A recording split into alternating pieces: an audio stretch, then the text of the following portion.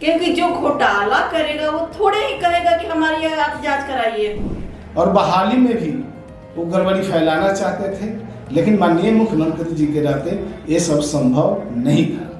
और जब आप सवाल खड़ा कर रहे हैं तो स्वयं सवालों के घेरे में आ गए हैं। बिहार के बड़े सियासी घटनाक्रम के बाद अब नीतीश कुमार फुल एक्शन में दिखाई दे रहे। नमस्कार, मैं बीना और आपका स्वागत करती हूं हमारे चैनल बिहार इंडिया में। एनडीए की सरकार बनने के बाद मुख्यमंत्री नीतीश कुमार ने बड़ा फैसला लिया है। जी हां, मुख्यमंत्री ने उप मुख्यमंत्री तेजस्वी यादव समेत राजद कोटे के 2 अन्य मंत्रियों पे समीक्षा का आदेश दिया है। बताया जा रहा है 1 अप्रैल 2023 के बाद उप मुख्यमंत्री तेजस्वी यादव के विभागों में जितने भी कार्य किए गए हैं, जितने भी निर्णय लिए गए हैं, उन सभी की जांच करवाई जाएगी। और इसी सिलसिले में आज हम निकले हैं राजद और जेडीयू और भाजपा के सदस्य से बात करने, क्योंकि इस विषय पे सवाल बहुत है नीतीश कुमार और तेजस्वी यादव को लेकर के। तो आइए जानते हैं कि सबको क्या कहना है।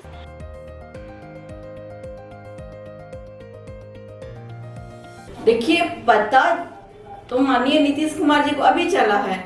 यदि उस समय पता चला होता तो कार्रवाई, जहाँ तक की बात है, ये तेजस्वी जी करने नहीं देते, क्योंकि जो घोटाला करेगा वो थोड़े ही कहेगा कि हमारी आप जांच कराइए।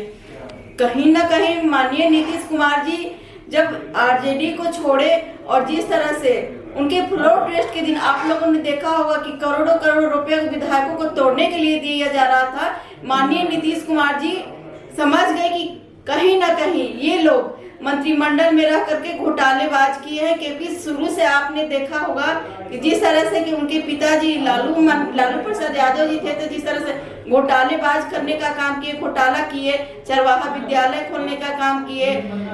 बात करें तो वो रेल में थे तो नौकरी देने के नाम पर जमीन लेने का काम किए। तो नीतीश कुमार जी को लगा कि जो ये पैसे आखिर माननीय तेजस्वी जी के पास इतने पैसे आए कहां से, जो विधायकों को तोड़ने के लिए दे रहे थे। तो यह स्पष्ट दिखता है कि ये लोग घोटाला किए हुए हैं और आज ये लोग डरे हुए हैं। सरकार चलाने के लिए माननीय मुख्यमंत्री होते हैं और उनके सहयोग के लिए मंत्रिमंडल का गठन किया जाता है। तो बिहार में पिछले दिनों महागठबंधन की सरकार थी और महागठबंधन में मुख्य रूप से आरजेडी की भूमिका थी। और दरअसल अपने कार्यकाल के दौरान आरजेडी के कोटे से जो भी मंत्री बने, अगर आज जरूरत पड़ी है उसकी समीक्षा करने के लिए, उसकी जांच करने के लिए, तो सरकार को, तो मुख्यमंत्री जी को तो हक है कि पिछले कार्यों की समीक्षा करें और उसमें क्या अच्छा बुरा है उसको सामने लाएं। चूँकि राज्य की जनता अपने विश्वास के बदौलत अपने जनप्रतिनिधियों को चुनती है और सरकार से आशाएं रखती है, और आशा ये रहती है कि एक सफल शासन हो, सफल संचालन हो शासन का, जो राज्य हित में और जनहित में हो। अच्छा, ये बताइए, 17 महीने तो मुख्यमंत्री वही थे, फिर पुनः मुख्यमंत्री वही हुए हैं, तो वो अपने ही कैबिनेट मंत्रियों पर सवाल खड़ा करके स्वयं सवालों के घेरे में आए हैं कि नहीं आए? उन्होंने कभी इस समीक्षा की बात उस मंत्रिमंडल के संबंध में क्यों नहीं की जब वो सत्ता में उनके साथ साझेदार थे?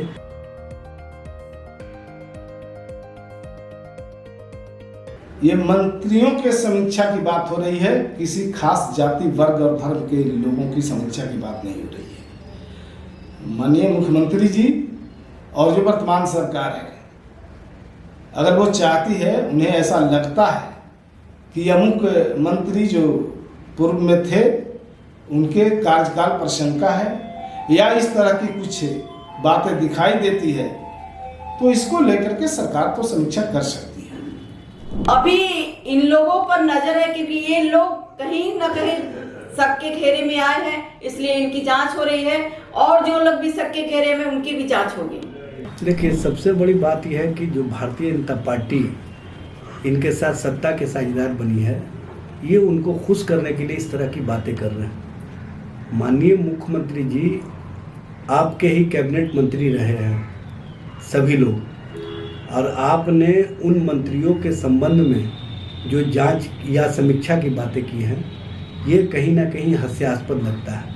क्योंकि मुख्यमंत्री जी कैबिनेट के कस्टोडियन थे, और जब आप सवाल खड़ा कर रहे हैं तो स्वयं सवालों के घेरे में आ गए हैं। और इस तरह की बातें करके कहीं ना कहीं आपने ये स्पष्ट कर दिया है कि हम किस तरह का बदले की भावना, बदले की राजनीति को करना चाहते हैं।